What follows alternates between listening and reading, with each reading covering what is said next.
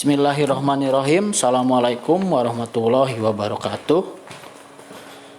Kita akan masuk materi baru ya nak ya. Insya Allah materinya adalah pertolongan pertama pada kecelakaan.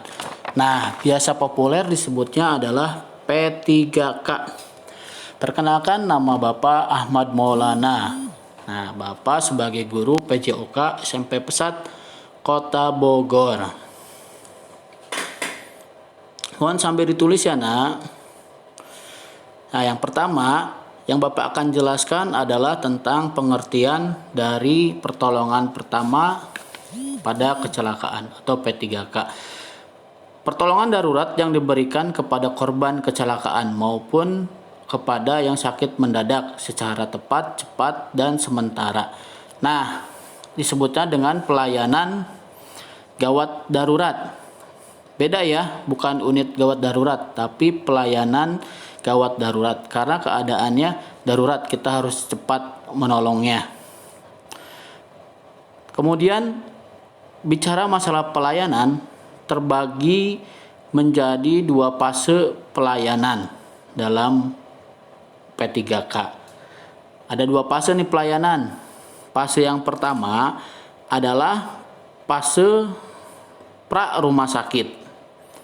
Nah, fase pra rumah sakit maksudnya adalah perawatan dilakukan di tempat kejadian langsung. Nah, jadi langsung ketika ada korban langsung kita tolong. Itu fase pra rumah sakit. Yang kedua, fase perawatan rumah sakit. Kalau fase perawatan rumah sakit, perawatan setelah si korban berada di rumah sakit. Nah, jadi harus sinergi. Jadi nanti terdiagnosa. Yang berikutnya, Bapak coba jelaskan tentang siapa sih pelaku pertolongan pertama. Nah, ini perlu nih. Jadi pelaku pertolongan pertama adalah penolong yang pertama kali tiba atau melihat di tempat kejadian. Itu adalah pelaku pertolongan pertama. Jadi kita harus siap. Nah, ketika ada kecelakaan kita harus siap. Terbagi kepada 3 golongan. Jadi pelaku pertolongan itu terbagi kepada 3 golongan. Yang pertama, nih Bapak jelaskan. Ada 3 golongan. Yang pertama penolongan orang awam. Disebutnya orang awam. Nah, orang awam adalah yang tidak memiliki keahlian atau pengetahuan pertolongan pertama. Itu disebutnya adalah orang awam, pertolongan orang awam. Nah, yang kedua adalah pertolongan pertama. Nah, pertolongan pertama adalah orang yang sudah mempunyai keahlian pengetahuan pertolongan pertama. Apa aja? Anak PMR, anak pramuka, kemudian anak akbid, akper yang sudah mengerti tentang kesehatan. Nah, yang terakhir adalah tenaga khusus.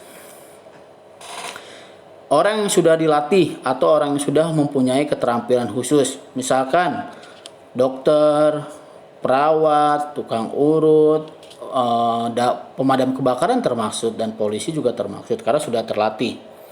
Nah, berikutnya coba Bapak jelaskan, bukan hanya pengertian dalam P3K, tapi kita juga harus paham tentang tujuannya. Tujuan pertolongan pertama pada kecelakaan. Nah, sambil diperhatikan ya nak ya.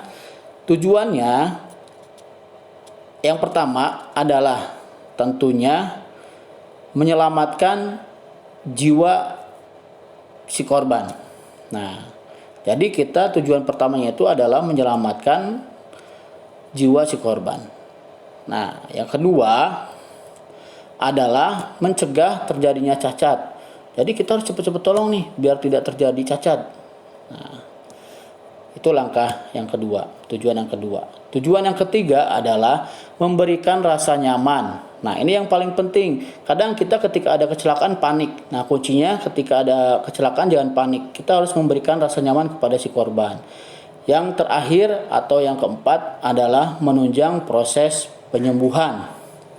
Tentunya sudah pasti kita nolong biar cepat sembuh, segera dilayani rumah sakit seperti itu. Nah, Yang berikutnya Bapak coba beritahu tentang perlengkapan dan peralatan pertolongan pertama pada kecelakaan. Banyak nak. Yang simpel aja yang harus ada di rumah seperti betadine, alkohol, paracetamol, kain kasa dan lain-lain. Itu perlu ada di rumah. Nah, kuncinya tetap jangan panik ketika ada kecelakaan. Nah, itu materi Bapak. Mudah-mudahan bermanfaat. Bapak ucapkan terima kasih banyak.